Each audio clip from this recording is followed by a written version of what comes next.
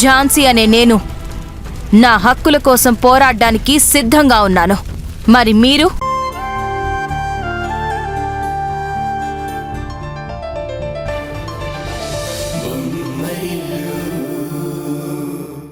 ఏమండి, fire accident కి సంబంధించిన ఇన్సూరెన్స్ అమౌంట్ వచ్చింది.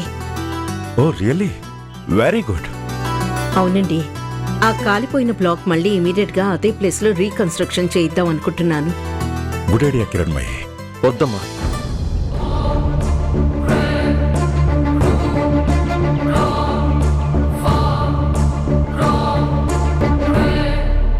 ఆ ఫైర్ యాక్సిడెంట్ జరిగిన ప్లేస్లో ఆ బ్లాక్ని మళ్ళీ రీకన్స్ట్రక్ట్ చేయొద్దు. ఎందుకు నాన్నా? ఫైర్ యాక్సిడెంట్ జరిగిన బ్లాక్ కాంపౌండ్ వాల్కి చాలా దగ్గరగా ఉంది. అందుకే ఫైర్తో అటాక్ చేయడం ఈజీ అయింది. మళ్ళీ అక్కడే మనం కన్స్ట్రక్ట్ చేస్తే బయట వాళ్ళకి మళ్ళీ మనమే అవకాశం ఇచ్చినట్టు అవుతుంది.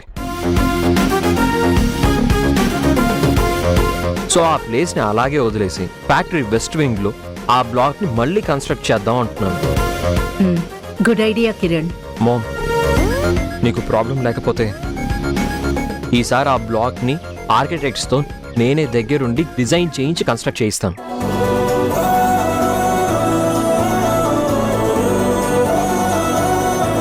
కిరణ్, నువ్వనేది? ఈ రోజు నుంచి ఆఫీస్ పనుల్లో ఇన్వాల్వ్ అవుదాం అనుకుంటున్నాను.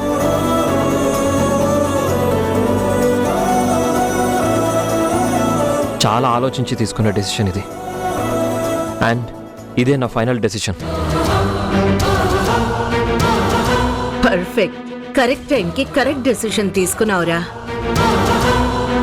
I'm really happy for you. నువ్వు రెడీ అయిపోయి వచ్చి మనం ఆఫీస్కి బయలుదేరదాం. రే కిరణ్, ఏంట్రా ఇదంతా? మరి నీ మ్యూజిక్? స్విమ్మింగ్ వచ్చిన ప్రతి వాడు ఒలింపిక్స్లో మెడల్ సంపాదించాడు నాన్న. నేను కూడా అంతే. 4 బేసిక్ రాగాలు నేర్చుకుని పెద్ద మ్యూజిషియన్ అయిపోదాం అనుకున్నాను.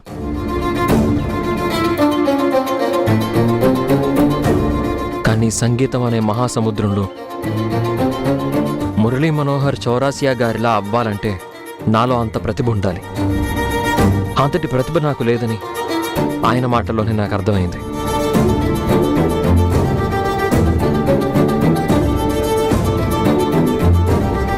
అందుకే నాకు చేతగాని మ్యూజిక్ను వదిలేసి ఆఫీస్ పనులు చూసుకుందాం అనుకుంటున్నాను.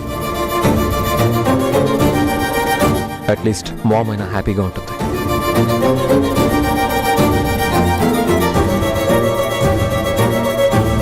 ఇంకొకసారి ఆలోచించు కిరణ్. ఆవేశంగా నిర్ణయం తీసుకున్నావేమో. ఏమండి, వాడు ఇంత చెప్తున్నా ఇంకా అర్థం కావడం లేదా?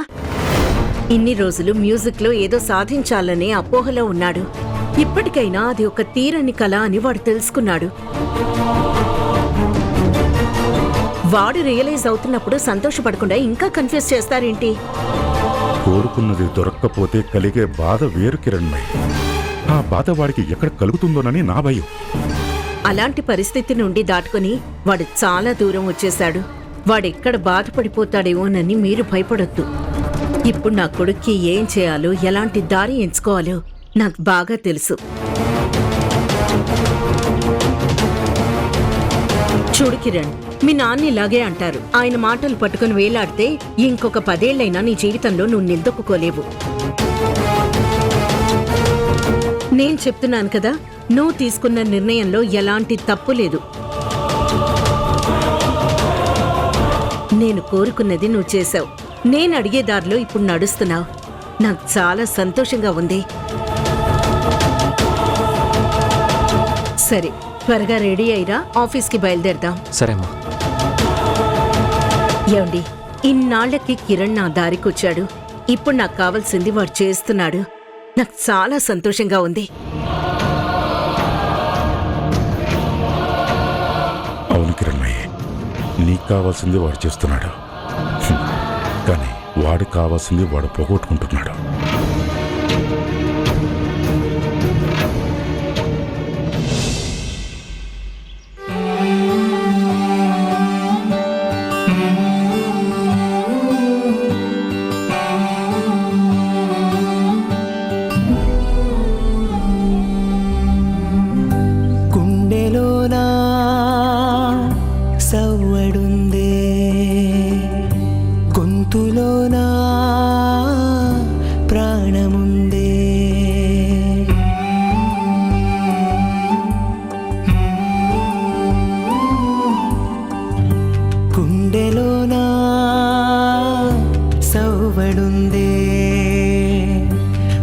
గొంతులోనా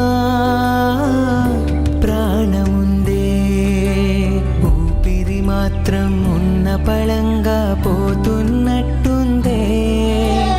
ఉక్కిరి బిక్కిరి చేసే బాధే చుట్టుముట్టిందే. ఓరోరి దేవుడో ఎన్నెన్ని సితారాలు సేతావు నీ రాతలో. నీ సేతి బొమ్మలా ఈ నేల మీద మేము ఆడాలి ఎన్ని ఆటలో. ఓరోరి దేవుడో ఎన్నెన్ని సితారాలు సేతావు నీ రాతలో.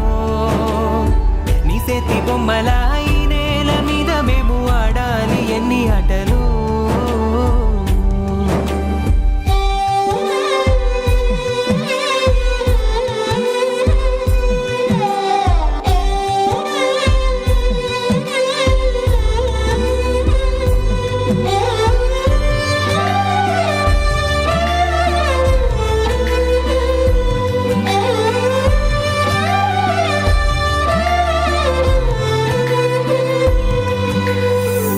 ఓరోరి దేవుడో ఎన్నెన్ని సితారాలు సేతావు నీ రాతలో. నీ సేతి బొమ్మలా ఈ నేల మీద మేము ఆడాలి ఎన్ని ఆటలో.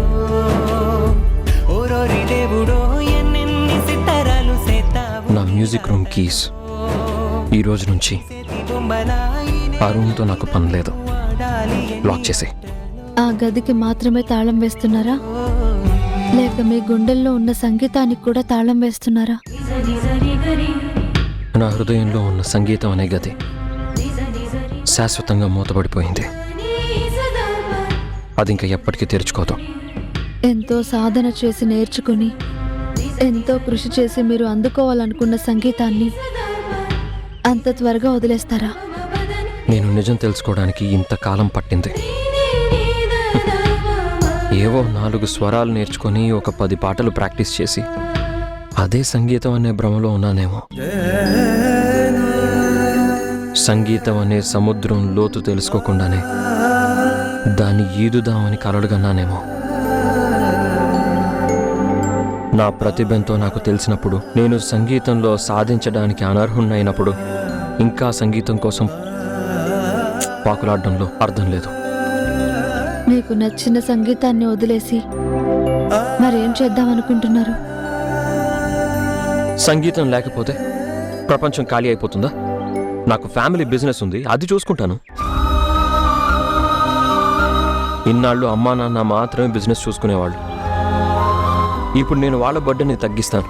మనసు కోరుకున్న దాంట్లో కష్టపడినా సుఖం ఉంటుంది.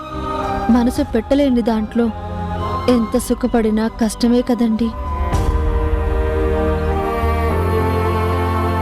మీరు సంగీతాన్ని ఎంత సాధన చేశారో నాకు తెలుసు. ఇందులో ఎంతో సాధించాలని ఎంత తపన పడ్డారో నాకు తెలుసు. ఇప్పుడు హఠాత్తుగా అదంతా వదిలేయడం కరెక్ట్ అంటారా? అమ్మ మాట వినడం కరెక్ట్ అంటాను.